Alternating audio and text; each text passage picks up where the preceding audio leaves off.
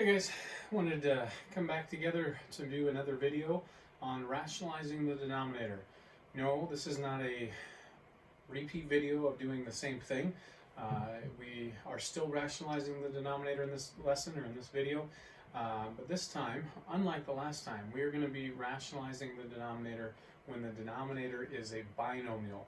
Last time we were dealing with the denominator being a monomial. Okay, we kind of tackled both of them in a slightly different way, and so that's why I chose to split this up and to cover two different lessons to help you hopefully grasp, retain how to do just with a monomial, and now to be able to focus on just with a binomial denominator. So anyways, let's get to it. We've got some notes here to get started. As I've done in all of my previous lessons dealing with radicals, I've started with a review of the three rules of radicals. I would hope that by the end of this lesson, you would have these three rules with radicals down and memorized well. So one of them, the first one is we are to leave no perfect factors, that is perfect square factors, in square roots or perfect cube factors in cube roots in a radical. Okay, so how do I handle that if I have a radical that I think has a perfect factor in it? We do Breen's Chapel. If you do Breen's Chapel, and again, I've done a specific lesson on how to do that, as well as we've seen this done a lot, and we'll probably do this a time or two in this lesson as well. This is how we break down a radical that has perfect factors in it. Second, we are going to leave no fraction in a radical. So if I have a fraction inside of a radical, what I can do is I can rewrite that as a radical of the numerator divided by a radical of the denominator. Okay, and that's one way of dealing with that. And we've done that in a previous lesson as well. Thirdly, leave no radical in the denominator. Our solution, rationalizing the denominator, is what it's called. And again, we've done this process in my previous video when our denominator is a monomial. If you're wanting help on how do I rationalize a fraction, a rational expression when I have a radical in the denominator and your denominator is just one single term, look for my video that I did on that, and that will help you. Okay, this one we're going to work on rationalizing the denominator when our denominator has two terms, or in other words is a binomial. Okay, so that's what I said right here.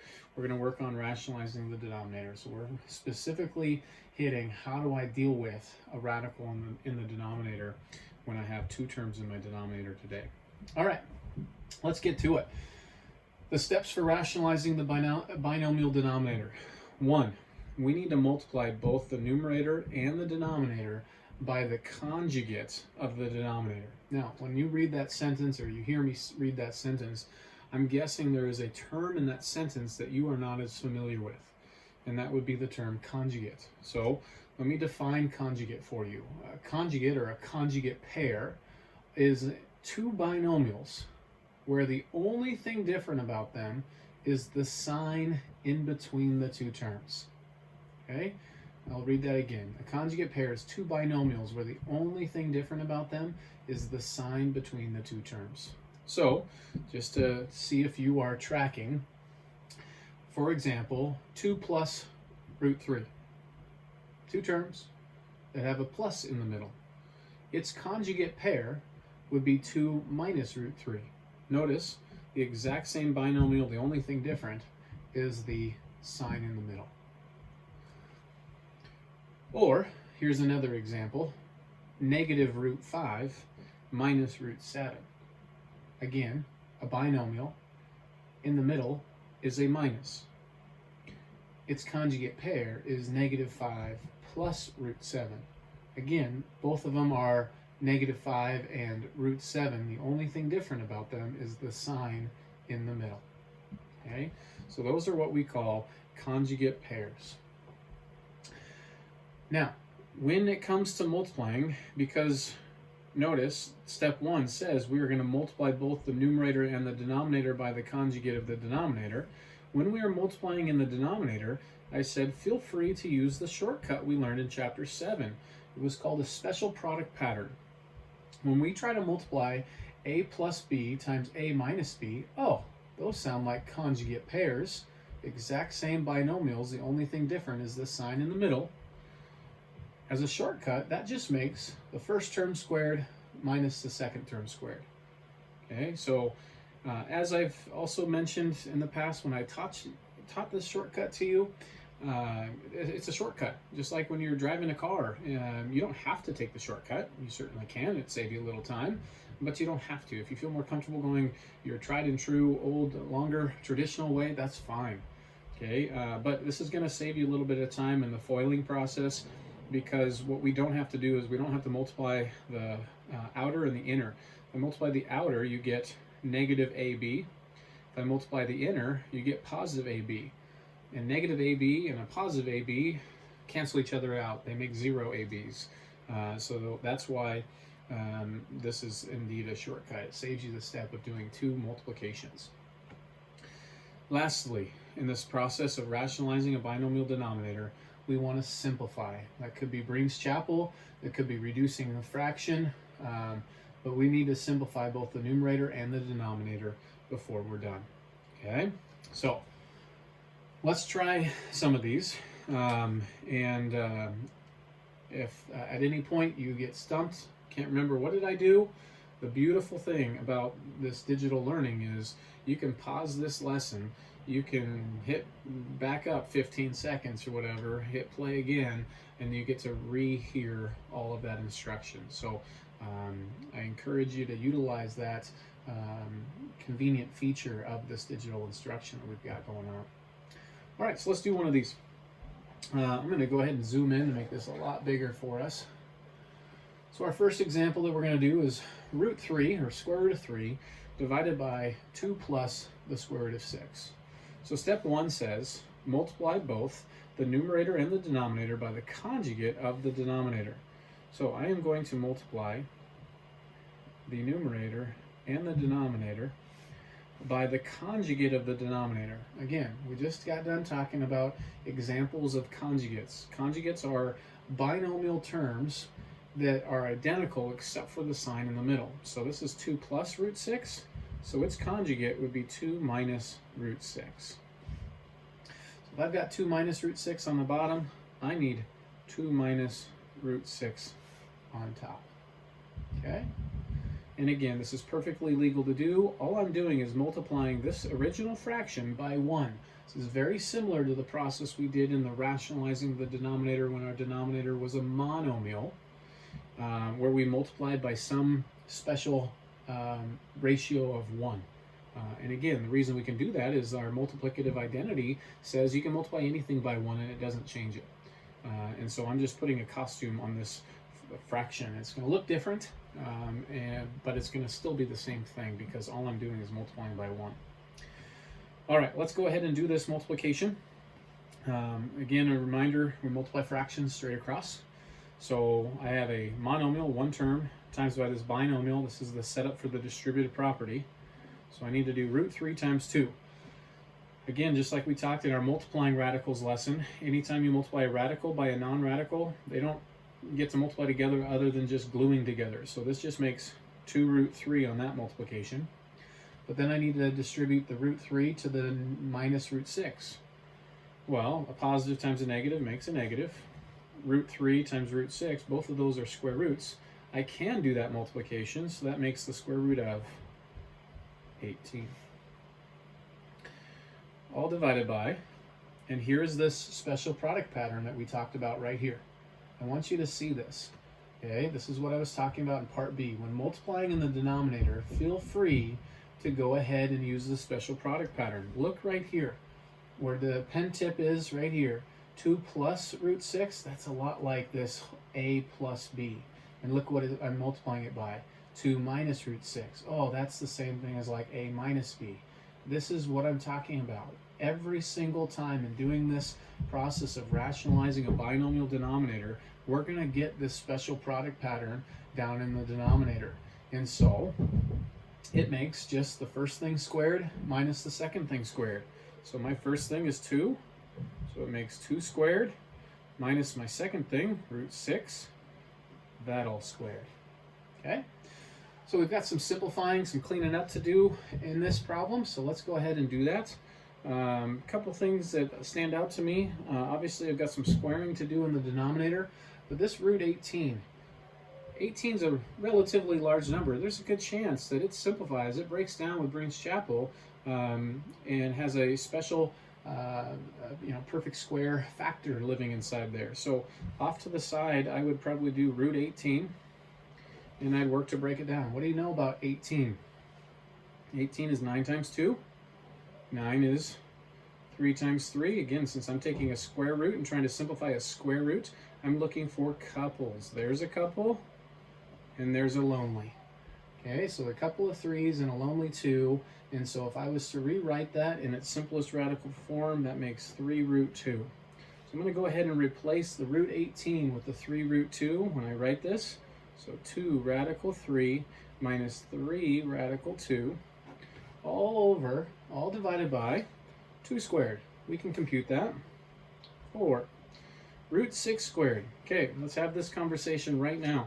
I think I've had this conversation with you before. There's a special relationship that the square root and the square, the exponent 2, have to one another. They're inverse operations. They undo each other. I've often said they kill each other off. Now, for that reason, I would just say it's 6, and I still have my minus in between here. Okay, but let me help you understand why that is. If I have, this is just kind of a mini little lesson here. I have the square root of a, and I'm going to square it. This means this is the square root of a times the square root of a, or the square root of, since they're both radicals, a squared. Well, a squared breaks down as a times a. Oh, off the screen here. Sorry about that. So let me say that again, now that you can see that. The square root of a, all quantity squared. What does it mean to square something? Times by itself. Okay, well, if this is a square root and that's a square root, I can perform that multiplication. That just makes the square root of, do the a times a, or a squared. Now simplify it, break it down. That's an a times an a. That's a couple, no lonelies. This just makes a. And so what do we learn as a result of this generic proof? That anytime you have a square root and you square that whole thing, it just makes what's called the radicand, the thing inside. And so that's exactly what I have in a very specific case right here. The square root of 6, all squared. So the square kills off the square root. I'm just left with the radicand 6. Okay? So we're going to see that done a lot in this lesson, and so I wanted to make sure to take the time to help you understand that. Alrighty, let's keep cleaning this up. From our lesson on adding and subtracting radicals, hopefully you know that the two terms in the numerator cannot combine.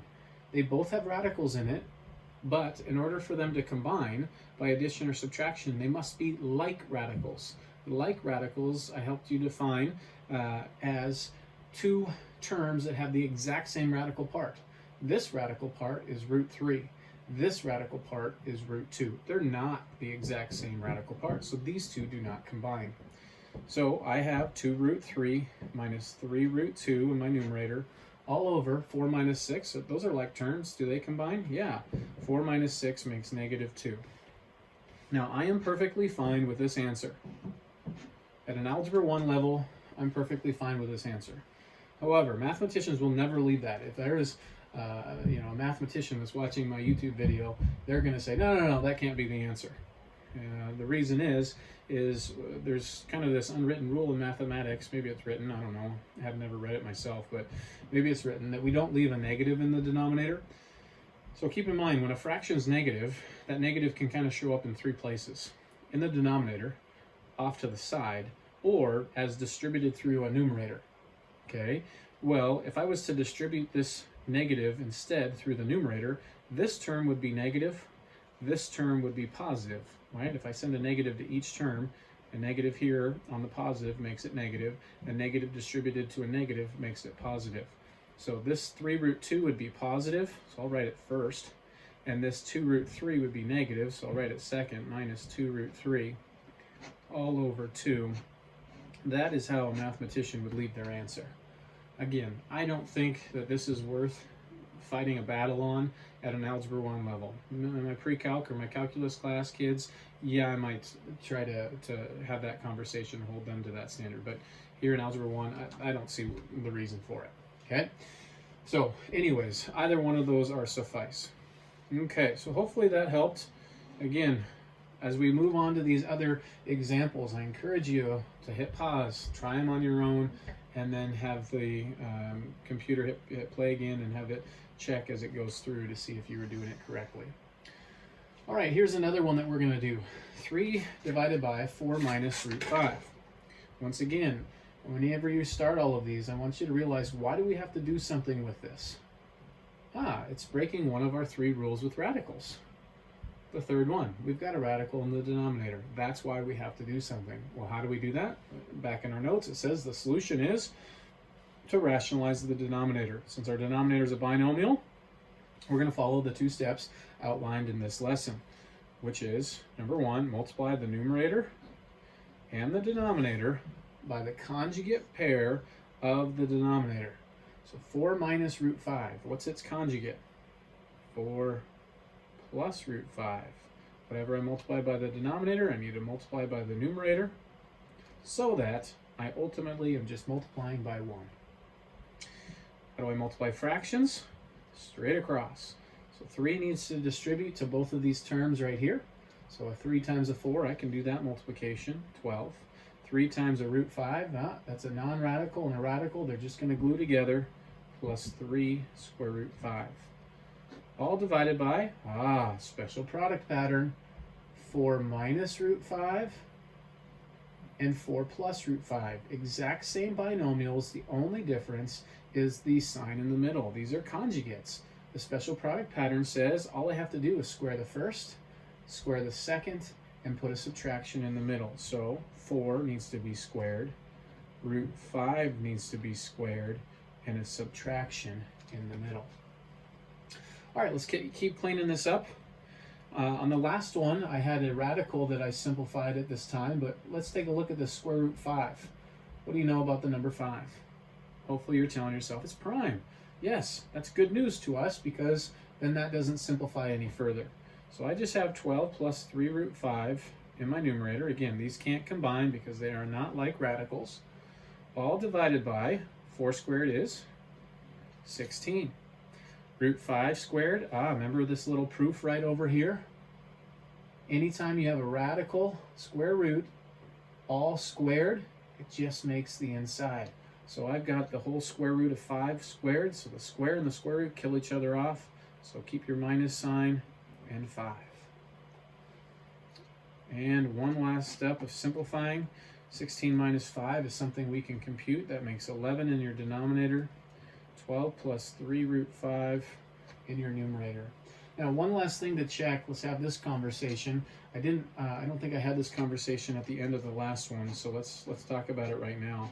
Something you will see, and I know that one of these coming up, you're going to see it, but something you will see is opportunities to reduce fractions at the end. And this is why up here I said in step 2, here it is, simplify Breen's Chapel and or reduce fractions, reducing fractions. So what does that mean? Well, that means here at the end of these problems, you need to be looking at your denominator and your numerator and ask, are there any common factors? Is there any number that divides evenly into both of those? Well, is there a number that divides evenly into 11, 12, and 3? No. And so this doesn't reduce at all. Same thing over on this first one we had. Is there any number that divides evenly into 2, 2, and 3? No. Had this been like a 4? Yes. Then we could say 2 divides evenly into all 3 of those terms.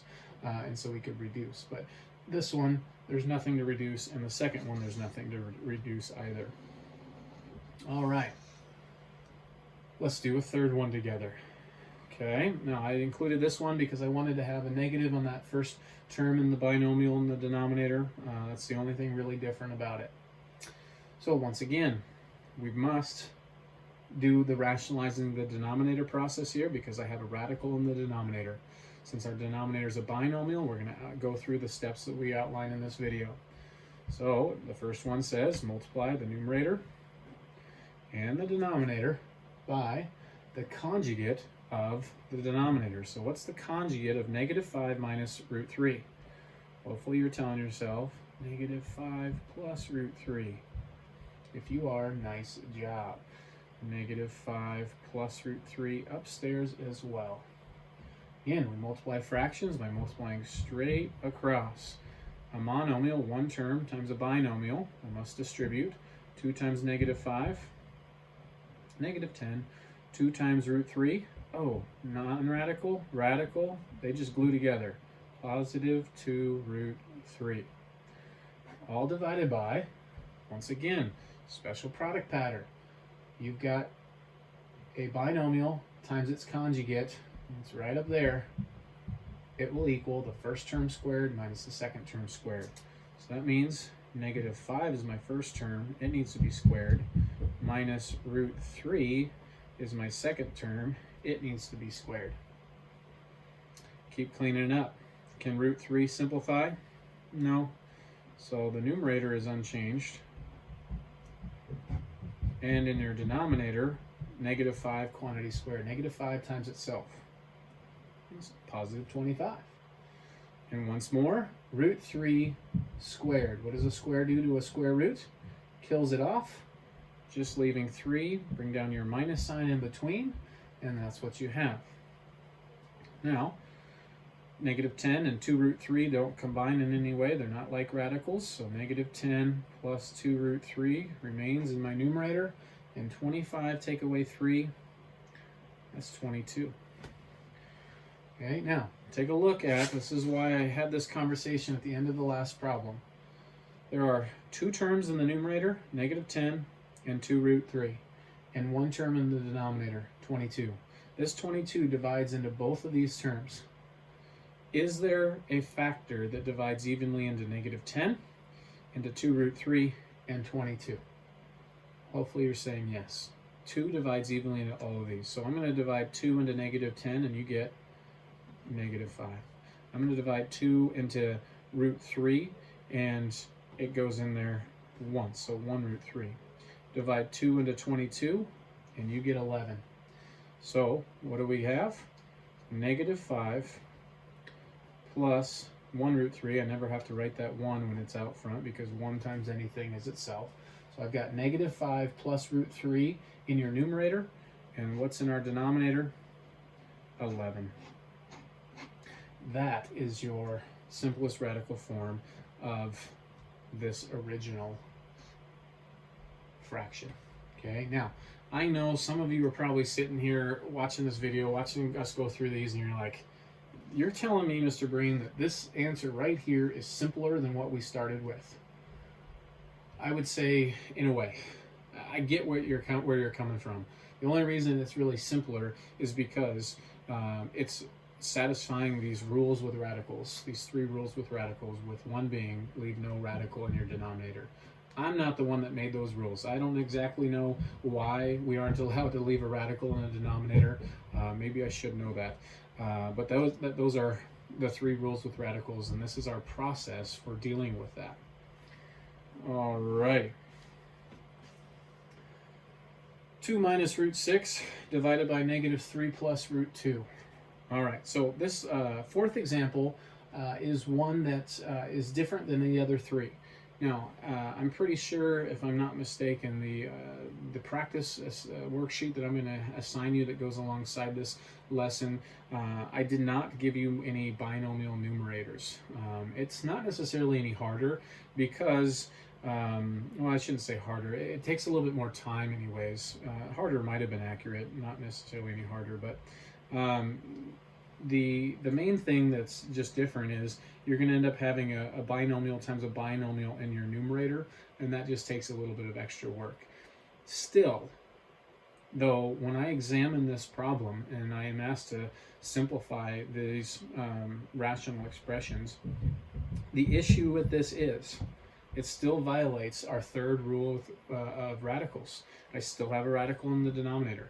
That radical in the numerator and that 2 in the numerator, there's nothing wrong with that.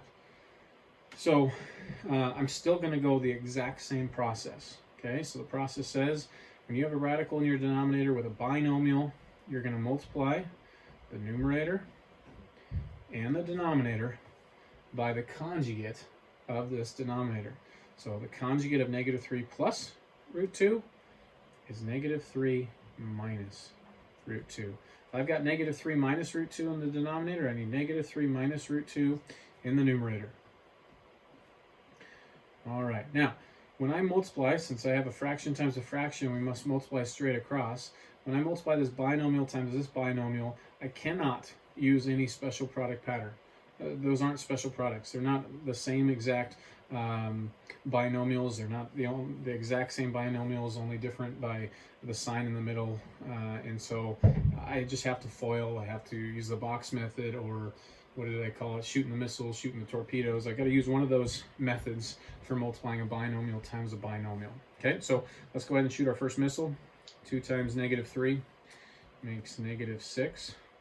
2 times negative root 2. Well, a couple things here. One, we have a positive times a negative, so that makes a negative. A non-radical times a radical. All I do, glue them together. 2 root 2. Move on, shoot your first torpedo. Negative root 6 times by negative. Two things. Negative times a negative, positive. Radical times a non-radical, glue them together. 3 root 6. And the last torpedo. Negative root 6 times by negative. Negative times negative, positive. Root 6 times root 2, they both are square roots, so I can make this the square root of 6 times 2, or 12. All divided by. Here's the special product pattern again. A binomial times by its conjugate. The shortcut, square the first, square the last, put a minus in between. All right, we've got some cleaning up to do here. I'm looking to clean up or simplify my numerator if I have an opportunity. 6, nothing to do with it. Root 2, that root doesn't break down. 2's prime. Root 6, you might say, well, yeah, Mr. Breen, it breaks down. Yeah, you're right. It's a 2 and a 3, but it can't go any further than that, and there's no couples, so they're both lonely, so they would stay as is. So I do have negative 6 minus 2 root 2 plus 3 root 6, unchanged, but this root 12, let's break down root 12. Off to the side, root 12, break it down. That's a 4 and a 3, isn't it? 4 is 2 and 2, that's a couple. That's a lonely. Since I'm dealing with a square root, I am looking for couples. So I've got a couple of 2's. Remember, couples leave as 1.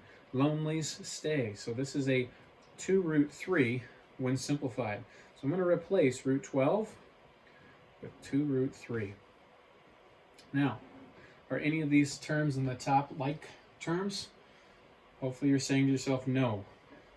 None of them have the exact same radical part. This has a radical part, radical 2. This has a radical part, radical 6. This has a radical part, radical 3. None of them are the same, so I'm going to have those 4 terms in my numerator. Okay, denominator. Negative 3, quantity squared. Negative 3 times itself. Negative times a negative is a positive. 3 times 3 is 9. Hey, for the 4th time today, a radical squared. What does a square do to a square root? Kills each other off. So that just makes 2. Bring down your minus sign in between. We already said the numerator, nothing can be done to combine those terms. So negative 6 minus 2 root 2 plus 3 root 6 plus 2 root 3. And 9 to take away 2 is 7. Double check that none of these terms can be reduced. No common factors. No, 7's prime, so does 7 divide into all of those? No, it doesn't divide into 6, so we know that we are done. This right here, actually, ladies and gentlemen, is the exact same thing as this rational expression right here. However, if I were to go through my 3 rules with radicals, can any of these radicals, I'll do it right now, can any of these radicals break down? No. Do I have a fraction in any of my radicals? In the radicals. 2's in my radical, 6 is in my radical, 3, no. Third rule, no radical in the denominator. In my denominator, do I have a square root? No. I've satisfied all 3 of those rules. That's why that is the answer. Okay, so hopefully this has been a helpful video for you. I know that this process requires a little bit of work and it takes a little bit of time. But I think with practice, with Like I've mentioned in this video, pause the video, stop it, rewind it, replay it. You've got that ability to do that, and please take advantage of that. If you're still not understanding something, get in touch with me. I'll do my best to see about where I can help you understand where your mistakes are. I hope this video, as always, finds you doing well, staying safe, same with your family. Once again, reach out if you have any questions. Otherwise, until next time, we'll talk to you later.